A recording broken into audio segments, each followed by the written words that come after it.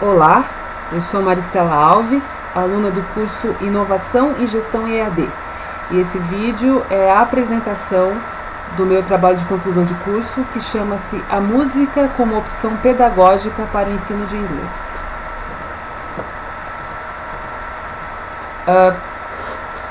Esse artigo, ele discute a utilização da música como opção pedagógica para o ensino da língua inglesa, através de uma proposta de jogo gamificado, que é destinado para ampliar o vocabulário dos alunos.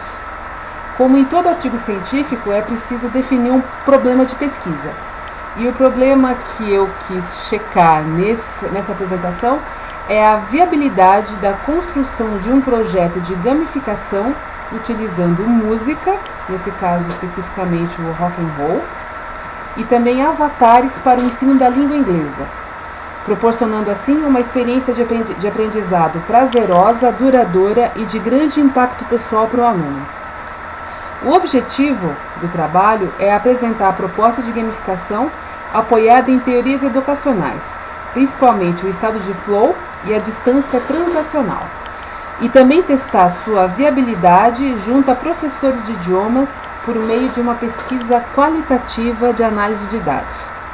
A justificativa para o projeto é criar uma sinergia entre educação, afetividade e entretenimento, capaz de diminuir a distância transacional e proporcionar um estado de fluxo ao aluno, além de possibilitar uma bem-vinda troca de experiências entre professor e aluno.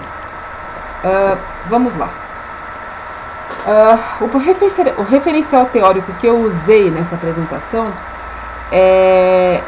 nesse TCC, é fazer um paralelo entre o estudo da afetividade na utilização da música no ensino dos idiomas e como as teorias do estado de fluxo e da distância transacional acabam se interagindo nesse caso.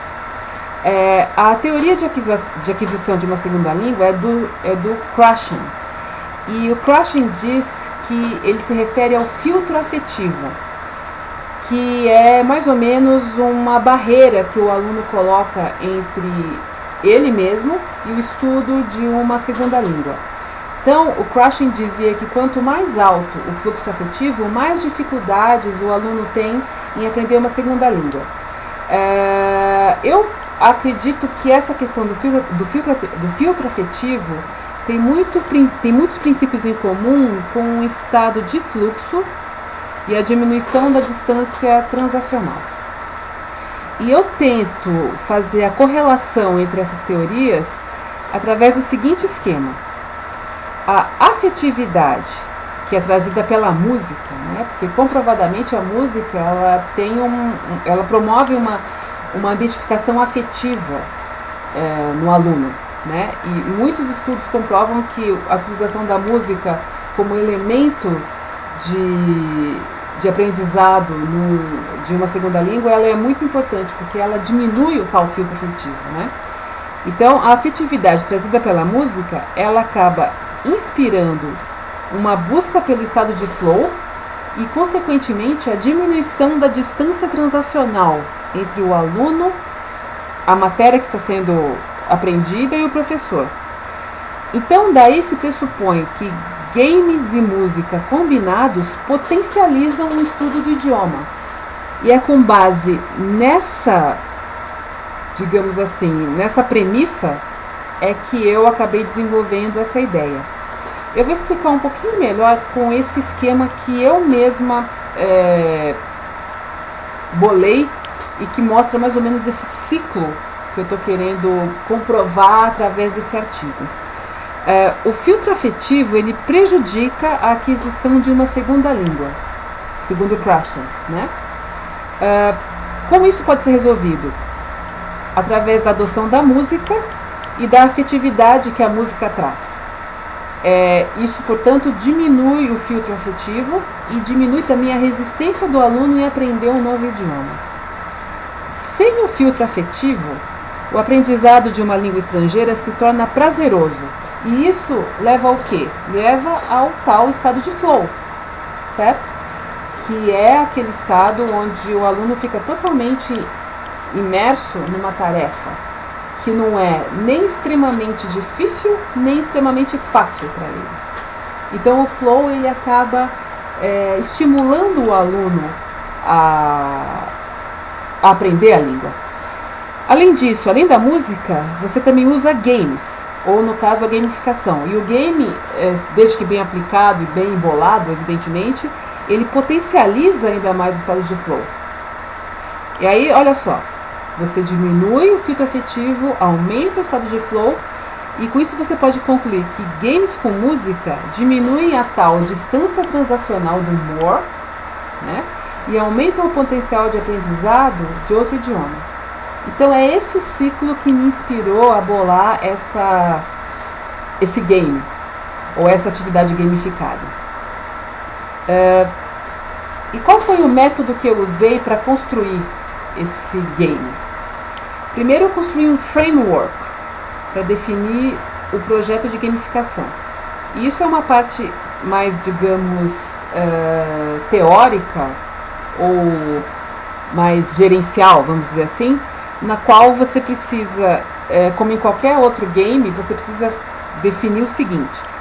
Primeiro, definir os objetivos, definir o comportamento esperado dos participantes, quem são os participantes, a progressão do jogo, ou seja, como é que ele evolui, a diversão que você proporciona, porque não adianta nada você fazer um game ou uma atividade gamificada que não traga um pouco de diversão para o aluno, e quais são as ferramentas utilizadas para que o jogo aconteça de uma forma positiva, usando a tecnologia de uma forma bacana.